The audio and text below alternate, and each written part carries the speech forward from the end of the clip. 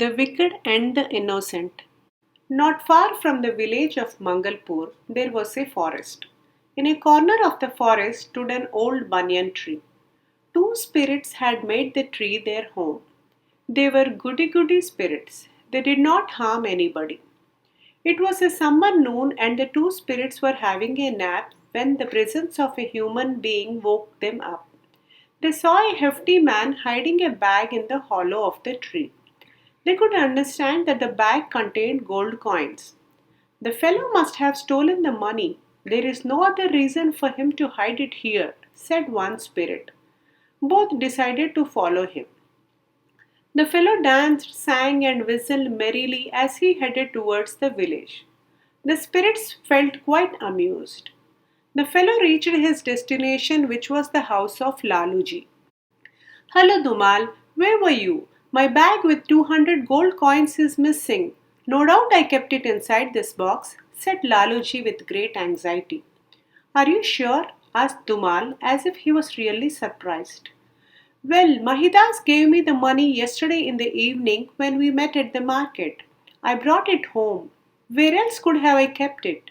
He is to come today to take back the hand note he had given me against the money, said Laluji. The bag cannot disappear from the box. My suspicion is you forgot it somewhere in the market or on the road, observed Dumal. I cannot rule out such possibilities. But the fact is, I have lost 200 gold coins, said Laluji sadly. Why should you lose it? What proof is there that Mahidas gave you the money? Asked Dumal meaningfully. I don't understand you, said Laluji blinking. Sir, there are two parties to the deal. Am I right? Mahidas and yourself. Mahidas can say that he has given you the money, but unless you say that you have got it, the deal is not clinched. He has to pay you again unless he can prove that he has already given it to you. I am sure he cannot prove it because nobody saw him giving any money to you, explained Dumal. The idea appealed to Laluji, but he said, Must we harass Mahidas? Sir, you are so kind that you charged him the normal interest when he took the loan from you. He would have been obliged to pay much higher interest had you demanded it, because he was in dire need of the money. What is wrong if now he pays the amount twice? Thus Dumal managed to silence Laluji's conscience. A little later, Mahidas arrived and greeted Laluji and said, Kindly return my hand note. Have you brought the money? Asked Laluji. Money? Did I not give it to you yesterday at the market? Asked Mahidas, astonished at Laluji's demand. You said that you would give it to me, but you did not really give it. How are you so forgetful? Said Laluji. Mahidas looked on vacantly for a minute and said, Sir, I am a poor man. Don't put me to such a test. Please hand over the document to me. But Laluji and his assistant Dumal threw the man out. Mahidas went home extremely depressed.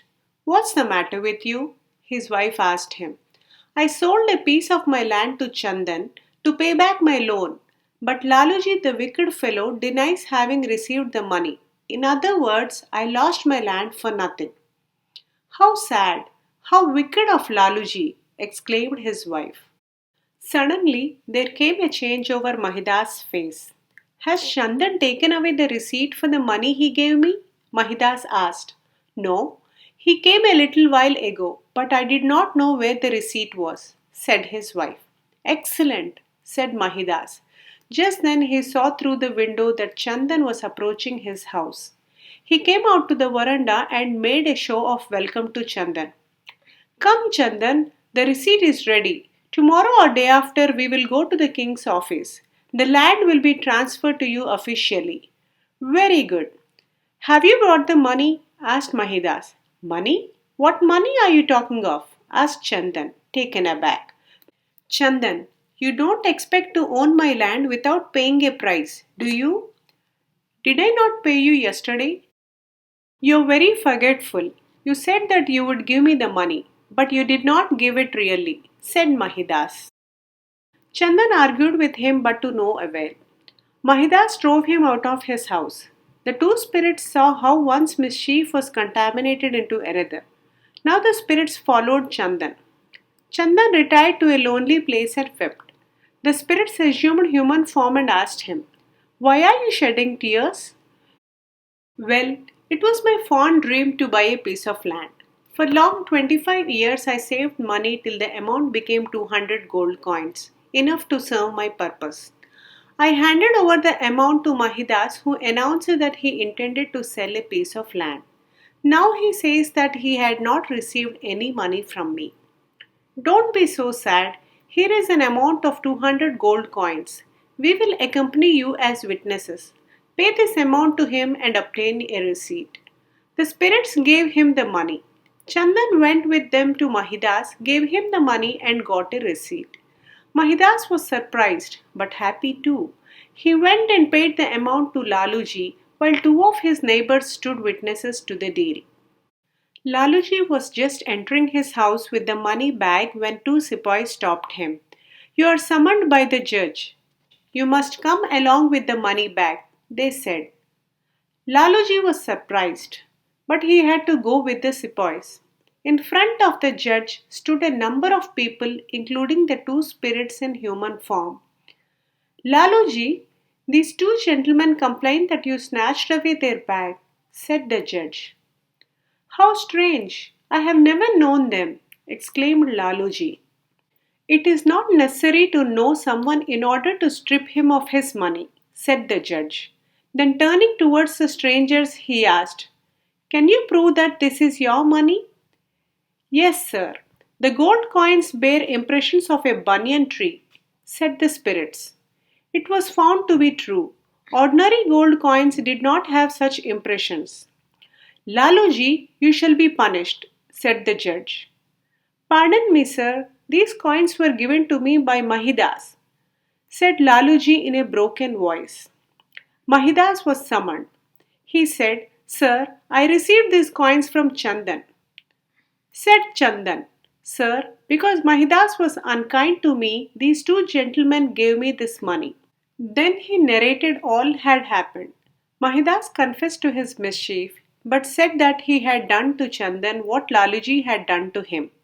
Laluji confessed his mischief, but said he behaved like that because his money had been lost. Said the spirits, "See how foolish and wicked this Laluji is. Money was stolen from his house. Instead of trying to catch the thief, he became almost a bandit and extracted money from Mahidas.